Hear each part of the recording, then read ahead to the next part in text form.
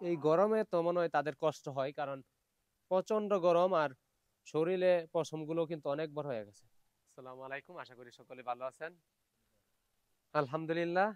আমি দীর্ঘদিন পর, অনেকদিন আগে আমরা দেখাইছিলাম আমাদের যে ইমু পাখি আছে, ইমু পাখির আপডেটটা আজকে আপনাদেরকে দেওয়ার চেষ্টা করব। এবং আরেকটা খবর হয়েছে যে আমরা যে গাছগুলা লাগিয়েছিলাম এগুলা পরিপূর্ণভাবে কিন্তু জীবিত হয়ে গেছে। মানে এই যে এনামুল রেখেছিলাম পানি দিবার লাগি, এনামুলে তো পানি দে না, হ্যাঁ ফ্যানের মধ্যে ঢুকে পড়তেছে ফ্যান, এরম গরমে বলে হ্যাঁ লাগছে। আমরা কিছু কমলি শাক লাগাইছিলাম এই নে, ওগুলা ওই নতুন শেডের কাজ করার কারণে, খাঁচার কাজ করার কারণে সবগুলা এলোমেলো হয়ে সব শেষ। মাত্র একটা পাইছি, ইমু পাখির এখন দিব। সব অপরিষ্কার। এই যে এসে পড়ছি। ইমু, ওঠো ওঠো। আমাদের এই যে দুইটা ইমু বর্তমানে আছে আল্লাহর রহমতে। এখন আমাদের দুইটা ইমু থেকে একটা ইমুর কিন্তু পা পরিপূর্ণ ঠিক আছে, আর একটা ইমুর এই যে একটা পা খালি হালকা একটু বাঁকা, কিন্তু খাবার দাবার সবকিছু ঠিক আছে, চলাফেরা চলতে পারে, খাবার দাবার খাচ্ছে, সবকিছু ওকে আছে। শুধু একটা ইমু, একটা পা একটু বাঁকা, আর একটা ইমু ফুললি ফ্রেশ আছে। এবং আমাদের ইমুগুলোর গায়ের পশম কিন্তু অনেক লম্বা হয়ে গেছে। আর ধীরে ধীরে যে বড় ইমুর কালারটা, মানে কালো কালারটা, শরীরে কালো কালারটা চলে যাচ্ছে। এবং অ্যাডাল ইমুর পাখির যে কালারটা, ওই কালারটা কিন্তু অলরেডি আসতেছে। এই যে পশমগুলো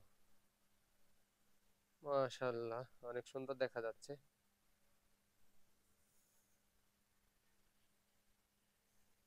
আপাতত আমাদের ইমোটাকে এই যে এরকম এতটুকু জায়গার ভিতরে রাখছি।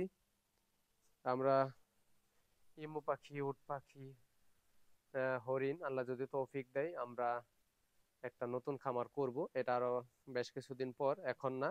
তো এখন থেকে আমরা পরিকল্পনা করতেছি আর কি করার জন্য। এই যে ইমু পাখি, অনেকদিন পর ইমু পাখি নিয়ে ভিডিও করা হচ্ছে, আপনাদেরকে দেখানো হচ্ছে। আমাদের ইমু পাখি মোটামুটি অনেক বড় হয়ে গেছে আল্লাহর রহমতে। আর পশম গুলোও কিন্তু অনেক বড় হয়েছে। এই গরমে তো মনে হয় তাদের কষ্ট হয়, কারণ প্রচন্ড গরম আর শরীরে পশম গুলো কিন্তু অনেক বড় হয়ে গেছে। এই মু, ও বাবা, ইমু পাখি আমাদের। আর এই পাশে ইমু পাখি। আমরা ইমু পাখিগুলোকে ছোট থেকে লালন পালন করছি। যারা আমাদের ভিডিও গুলো আগে থেকে দেখে থাকবেন তারা হয়তো সকলে জানেন যে আমরা ইমু পাখিগুলাকে কিভাবে লালন পালন করছি। বর্তমানে আমরা এই ঘরটাতে এই যে এরকম জায়গায় রেখে দিছি বর্তমানে ইমু পাখিগুলোকে। এই ঘরের ভিতরে আছে। আমরা তাদেরকে বাহিরে অন্য একটা স্থানে রাখার জন্য পরিকল্পনা করতেছি, যেহেতু একটু বড় সাইজের পাখি, তো একটু বড় জায়গা দিলে তাদের জন্য ভালো হবে। আমরা কিন্তু তা ইমু পাখিগুলাকে শাক সবজি পাশাপাশি ফিড খাবার হিসেবে দিয়ে এখন পর্যন্ত এভাবে দিছি, ফিড দিছি, শাক সবজি দিয়েছি।